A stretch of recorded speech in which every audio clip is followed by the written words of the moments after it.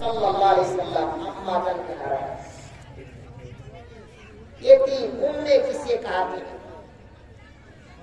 আল্লাহর নবী কিছুই জানতেন, কিন্তু আখিরি জামানার নবী আল্লাহর নবীকে বলেছিলেন হাবিবুল্লাহ, আর ইব্রাহিম আলাইহিস সালামকে বলেছিলেন খলিল। ইব্রাহিম আলাইহিস সালাম একজন নবী, একজন বাদশা।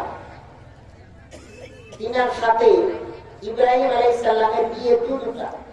আমরা মনে করি যে একটাই বিয়ে, না। ইব্রাহিম আলাইহিস সালামের প্রথম বিয়ে পুরা মক্কা নগরীর ভিতরে একজন সুন্দর ধনাত্ম ব্যক্তি ছিলেন, যার নাম সাহারা খাতুন। ইব্রাহিম আলাইহিস সালামের সাথে বিয়ে হয় বিশ্ব সুন্দরী সাহারা খাতুনের সাথে। ওই দুনিয়ার জালিম বাদশা এই সাহারা খাতুনকে পছন্দ করতেন। একদিন ইব্রাহিম আলাইহিস সালাম নবীদের কাজ হলো আল্লাহ তাআলার পক্ষ থেকে। ইব্রাহিম আলাইহিস সালামকে আল্লাহ পাক জানাইছে, ইব্রাহিম যাও, তোমার স্ত্রী তোমার বিবি নিয়ে সফরে চলে যাবে। কোন জায়গায় যাবে? এই সামনে বলতেছে। যাইতেছে জালিম বাদশারে কাজের মানুষ দেখেন না, যাদের টাকা পয়সা ধন সম্পদ, তাদের মানে কাজ করার মানুষের অভাব নেই, অভাব নাই, চামচার অভাব নেই। কিন্তু যতদিন দেহ চলছে চামচামি ততদিন চলছে, ঠিক কিনা? ছাত্র পুড়ে গেছে, চামচারে লাঠি ফালাইয়া দিয়ে চলে গেছে, ঠিক কিনা? বাংলা বলে কত ক্ষমতা ছিল, ক্ষমতা হারাই গেছে। আরে ভাই, তারা তো টাকা পয়সা কইরা ফেলাইছে, সাধারণ সাধারণ তাদের পিছনে একটু লাফাইতো, এরা ধরা খেয়ে গেছে। এইরকমের দুনিয়া।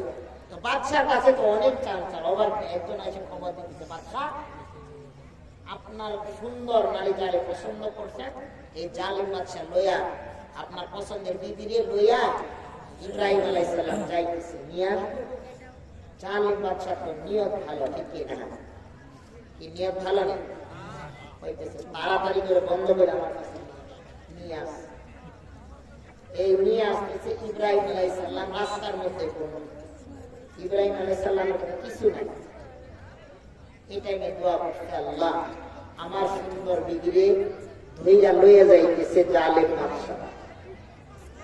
আমার ক্ষমতাও নাই, টাকাও নাই, রাজত্বও নাই, অস্ত্রও নাই, সৈন্যও নাই। আল্লাহ কি করবো? আপনি আমার বিবিকে আপনি হেফাজত।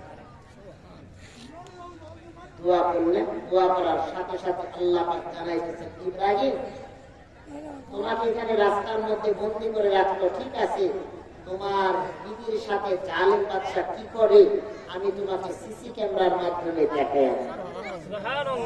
কেমন সিসি ক্যামেরা? দুনিয়ার সিসি ক্যামেরা এমবি নেই, চলে না, কারেন্ট নাই, চলে না। আল্লাহ বলছে এটা দুনিয়ার সিসি ক্যামেরা না, এটা আমার পক্ষ থেকে জান্নাত সিসি।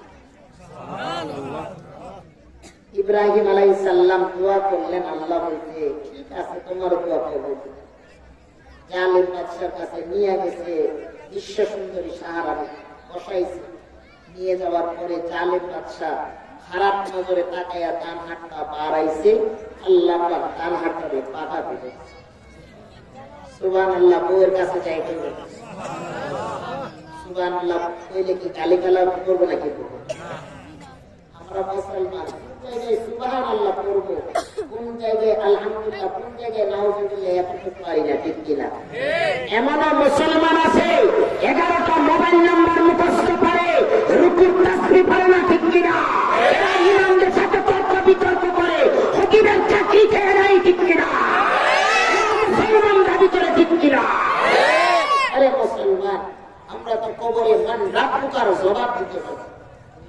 একজন আলেমের সাথে তর্ক কিভাবে করি, একজন আলেমের সাথে কেমনে মুনাজারা করতে চাই। এক জাহেলিয়াতের যুগে এক কাদিয়ানের বাচ্চারা মুসলমানদের আলেমদের সাথে তর্ক করতেছে যে 12 বছর পইরা আমরা আলেম কাইকেন দেখতে পারি, তারা নাকি একজন চিৎকা চিল্লাই দিয়ে আলেম হয়ে যাবে।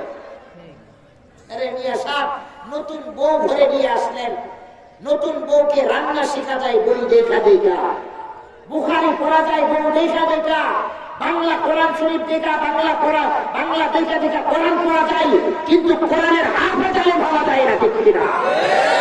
রান্না শেখানোর